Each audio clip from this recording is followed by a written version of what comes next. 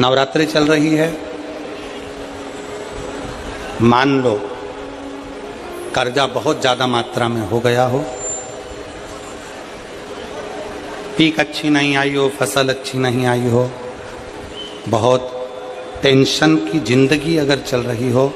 बहुत चिंता ग्रसित कर रखी हो और ऐसा लग रहा है कि पैसे की आवक कहीं से नहीं है और टेंशन बढ़ता जा रहा है,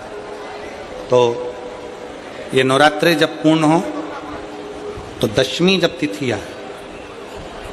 9 दिन पूरे होने के बाद जब दसवीं तिथि आए, दशमी दशहरा, चैत्र का जो दशहरा, नवरात्रि पूर्ण होने के बाद में जो दशमी तिथि आए, समी के पत्ते 5 दुर्वा, 5 बेलपत्र, भगवान शंकर के मंदिर में 1 शमी का पत्ता, 1 दुर्वा, 1 बेलपत्र, भगवान शंकर से अपनी कामना करके, अपना गोत्र बोलकर शंकर भगवान के शिवलिंग पर समर्पित कर, फिर दूसरा पत्ता, दूसरा शमी पत्ता, दूसरी दुर्वा, फिर शिव जी पे समर्पित कर, 5 पत्ते शमी के, 5 दुर्वा, 5 बेलपत्र, जो विजयदशमी चैत्र महीने की रहेगी, चैत्र महीने की जो दसवीं तिथि रहे नवरात्रि के बाद की, समर्पित कर कर 1 लोटा जल 3 बार शंकर जी को उसी जल से 3 बार समर्पित करें, अपनी कामना कर कर चढ़े हुए जल का भाग थोड़ा सा लेकर आए, घर के दरवाजे पर, व्यापार के स्थान पर उसका सिंचन करें और हृदय से बाबा से प्रार्थना करें, बाबा तेरे भरोसे हैं,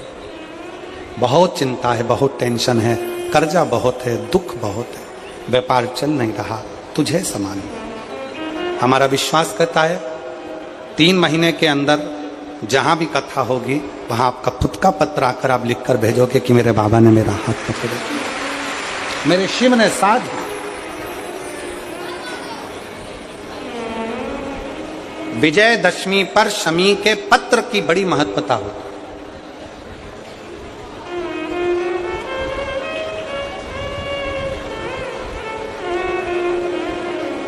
और नवरात्रि के बाद में जो विजयदशमी आती है उस दशमी की बड़ी महत्वता होती है। धन की कामना के लिए, कार्य सिद्धता के लिए, भगवान शिव की अविरल भक्ति को प्राप्त करने के लिए शमी पत्र मूल होता है, मूल।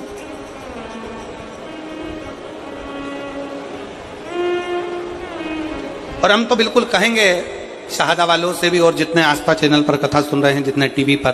कथा सुन रहे हैं, मोबाइल पर कथा सुन रहे हैं, कि कभी कभी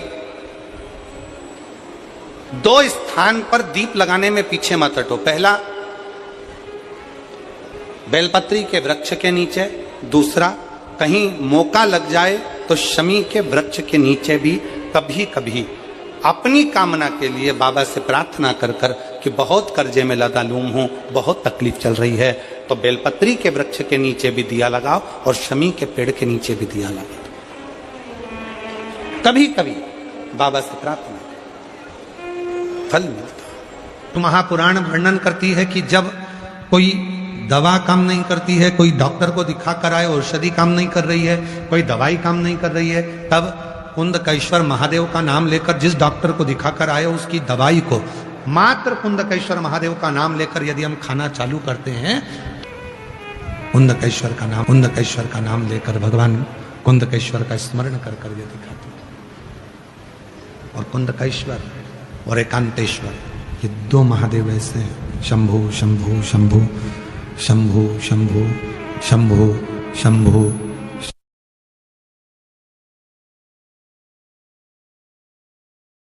कुंदकेश्वर और एक एकांतेश्वर महादेव एक ऐसे हैं, ये 2 महादेव का स्मरण ऐसा है,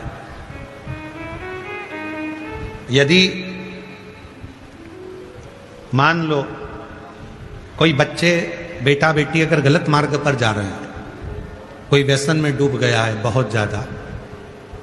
कोई गलत संगत में डूब गया है बहुत ज्यादा, निकल ही नहीं रहा, तो एकांतेश्वर महादेव का लाल चंदन का श्रृंगार अवश्य करो, और एकांतेश्वर महादेव पर लाल चंदन का ही जल समर्पित अवश्य। और उसी लाल चंदन का जो जल, लाल चंदन एक आता है पीला चंदन जिसको हम घिसते हैं, एक लाल चंदन होता है उसको भी घिसा जाता है। एक लाल चंदन होता है, कोई व्यसन में डूब गया, मदिरा के नशे में डूब गया, बहुत ज्यादा जुए में डूब गया, बहुत ज्यादा कर्जे में डूब गया, बहुत ज्यादा गलत संगत में पड़ गया, बहुत व्यसन में डूबा हुआ है, निकल ही नहीं रहा है, बहुत प्रयास कर लिया, संगति छूट ही नहीं रही है, गलत विचार नहीं छूट रहा है, गलत खाना पीना नहीं छूट रहा, गलत सोच नहीं छूट रही, जुए का संग नहीं छूट रहा, दोस्तों का संग, गलत दोस्तों का संग नहीं छूट रहा। तो एकांतेश्वर महादेव को कहीं एकांत में जो शिवलिंग हो,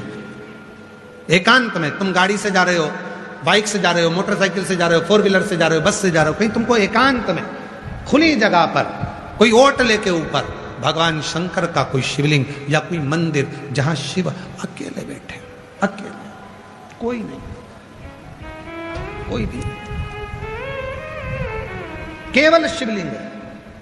ना वहां पर जगतजननी जगदम्बा है, ना वहां पर गणेश जी की मूर्ति है, ना वहां पर कार्तिकेय जी की मूर्ति है, केवल शिव है, केवल शिव। कोई वृक्ष की छांव है, कोई खुला मैदान है, कोई मंदिर है जहां अकेला शिव बैठे हुए एकांत में, एकांतेश्वर, कोई नहीं। वहां लाल चंदन का लेपन करें, वहां लाल चंदन शिव जी को लेपन कर कर और वही लाल चंदन का जल शिव जी पे चढ़ाना प्रारंभ करिए। थोड़ा सा उसको कटोरी में झेलो, लेकर आओ, उसी लाल चंदन का जो जल है, उसी जल को उस व्यक्ति को जो गलत व्यसन में पड़ रहा है, गलत मदिरा के नशे में, जुए में, या कोई गलत व्यसन में, गलत संगत में, गलत विचारों में, गलत सोच में पड़ रहा है, उस व्यक्ति को भले चाहे सब्जी के साथ दे दो, भोजन के साथ दे दो, चाहे चाय के साथ दे दो, चाहे कैसे भी, उस लाल चंदन का एक बूंद जल भी अगर उसके अधर में, उसके मुख पर गया, धीरे धीरे वो व्यसन से दूर होता चले जाएगा और उसका ध्यान अपने परिवार की ओर केंद्रित होता चले जाएगा। एकांतेश्वर शिव जी का नाम है एकांतेश्वर महादेव। एकांत में वास करना, भगवान शंकर एकांत में वास करते, एकांतेश्वर महादेव के रूप में विराज। और उसी तरह से है कुंदकेश्वर महादेव। एकांतेश्वर महादेव के लिए एक और चीज का वर्णन किया गया। एकांतेश्वर महादेव के लिए अगर कहीं ध्यान दें, थोड़ा सा हो सकता है कि स्मरण में आप लोगों के रहेगा तो आगे काम आ सकता है। एकांतेश्वर महादेव, यदि शरीर के अंतर्गत कहीं पर भी कोई चर्म रोग अगर शरीर में आ गया, कोई भी चर्म रोग आ गया, चाहे चमड़ी काली पड़ गई हो, चाहे चमड़ी सफेद पड़ गई हो, चाहे कोई शरीर का भाग दाग से मैं पीड़ित हो रहा हो, पूरा शरीर अगर बेकार भी हो रहा है, तो उसके लिए भी एकांतेश्वर महादेव का स्मरण। पर एकांतेश्वर महादेव का स्मरण तो है, पर जहां तुम एकांत में जल चढ़ाओगे शिव जी पे, साधारण जल तुम्हारी भले बॉटल में रखा हो, चाहे कलश में रखा हो, चाहे कैसा भी, और एकांत में कोई शिव जी मिल गए, वहां पर 5 वृक्ष की पत्तियों को, वहीं के जंगल में से 5 पत्तियों को तोड़ो, शिव जी को समर्पित करो, और अपनी बोतल में जल हो, कलश में जल हो, लोटे में जल हो, वो शिव जी को चढ़ाओ, और वो जल वहीं की वहीं अपने जिस स्थान पर आपको चर्म का रोग है वहीं बैठकर उसको लगाकर कुछ देर बाबा का दर्शन कर कर शिव का नाम जप करो। चाहे पंचाक्षर बोलो नमः शिवाय, चाहे षडाक्षर बोलो ओम नमः शिवाय, चाहे श्री शिवाय नमस्तुभ्यम बोलो, मंत्र का जाप करो और फिर उठकर चले जाओ। 4-5 बार यदि एकांतेश्वर महादेव पर चढ़े हुए जल का अपने शरीर पर आपने लेपन करना प्रारंभ करा, वो चर्म रोग धीरे धीरे धीरे धीरे समाप्त होता चले जाए। कल एक पत्र था, कल एक पत्र पढ़ा था, आप लोगों के स्मरण में होगा कि एक बच्चे को पूरा शरीर सफेद हो गया था। अगर वो बैठा हो तो हमने कल भी कहा था, अगर हो तो आज पूरा शरीर सफेद हो गया, चर्म रोग हो गया, चमड़ी सफेद पड़ गई। उस मां ने आखिरी में शिव का भजन, एकांतेश्वर महादेव का स्मरण करना प्रारंभ किया। एकांतेश्वर, और एकांतेश्वर महादेव का ही कनेर का पुष्प भी काम कर, संपूर्ण संसार में, संपूर्ण जगत में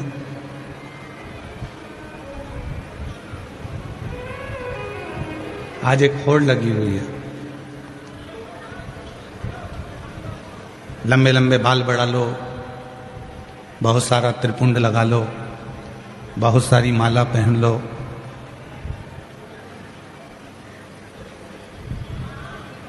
आज के समय में एक होड़ लगी है।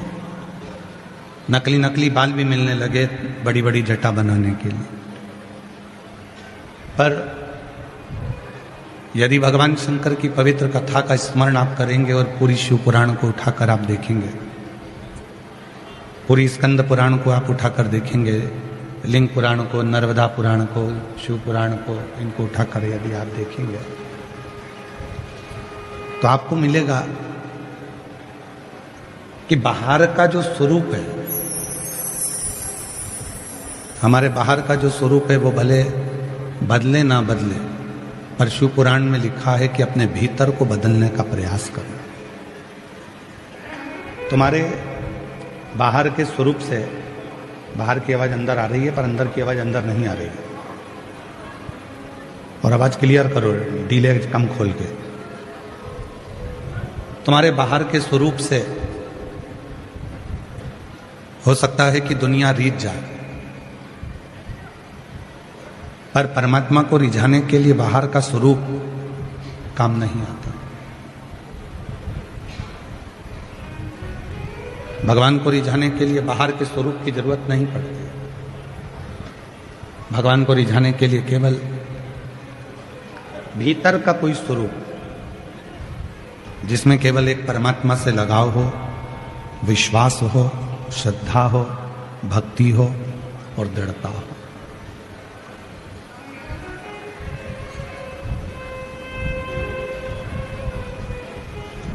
आज व्यक्ति के भीतर धन की कमी नहीं है, उसके पास में संपदा बहुत ज्यादा है। धन कम नहीं है, उसके पास में पैसे की कमी नहीं है।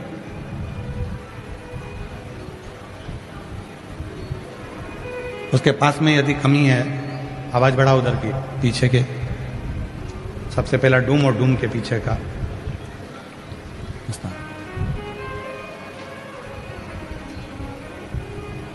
आज के व्यक्ति के पास में धन की कोई कमी नहीं है, संपदा की कोई कमी नहीं है, पर उसके पास यदि कमी है तो मन की शांति की कमी, हृदय की शांति की कमी। और वो शांति उसको, धन तो ढेरों है, संपदा ढेरों है, वैभव ढेरों है, फैक्ट्रियां ढेरों है, संपदा भरी पड़ी हुई है, पर मन की शांति नहीं है। और शिव महापुराण की कथा क्या कहती है? शिव पुराण की कथा कहती है कि कितना भी कमाना,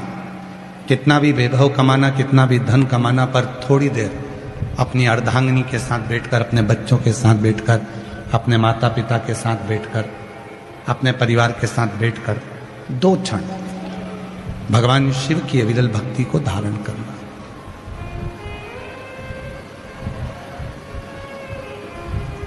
क्यों? भगवान शंकर पार्वती जी से कहते हैं, पार्वती मैंने दुनिया के लोगों को बहुत वैभव दिया, मैंने दुनिया के लोगों को धन भी दिया, वैभव भी दिया, सत्ता भी दी, प्रतिष्ठा भी दी, सब कुछ दिया, पर एक है मन की शांति।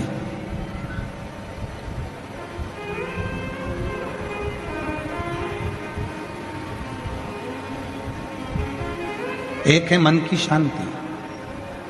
शिव जी कहते हैं वो मन की शांति को मैंने अपने पास में रखा, और जो मेरे पास में आता है, जो कुछ देर मेरे पास आकर बैठता है, शिव कहते हैं उसको मैं हृदय की शांति प्रदान कर देता हूं। हृदय की शांति, आत्म शांति उसको देता। और मिलता है सच्चा सुख केवल भगवान तुम्हारे चरणों में, भगवान तुम्हारे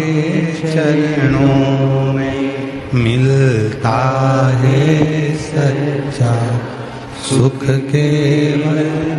भगवान तुम्हारे चरणों में, भोलेनाथ तुम्हारे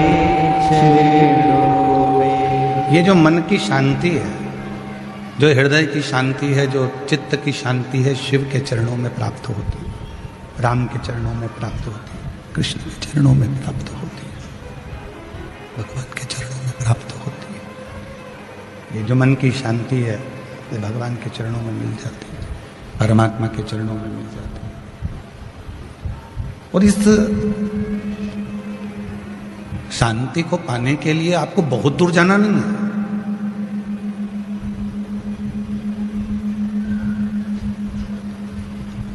इस शांति को ढूंढने के लिए आपको बहुत यहां वहां चक्कर काटने की जरूरत भी नहीं। कहाँ जा रहे हैं? तो कहा कि हम अमरनाथ जा रहे हैं, हम केदारनाथ जा रहे हैं, हम वृंदावन जा रहे हैं, हम अयोध्या जा रहे हैं, हम काशी जा रहे हैं, हम मायापुरी, हम जगन्नाथपुरी, हम रामेश्वरम, हम द्वारका जा रहे हैं। चले जाओ, मना नहीं है, पर कभी तुम अपने मन के अंदर ही नहीं गए, कभी तुम अपने चित्त के भीतर ही नहीं गए, कभी तुम अपने घर के मंदिर में सुकून से बैठे ही नहीं, कभी तुम अपने घर के पास के मंदिर में नहीं गए, शांति से बैठकर बाबा का स्मरण नहीं किया, तो ईमानदारी से बोलो, चाहे दुनिया के सारे 12 ज्योतिर्लिंग कर लेना, चाहे सारे तीर्थ कर लेना,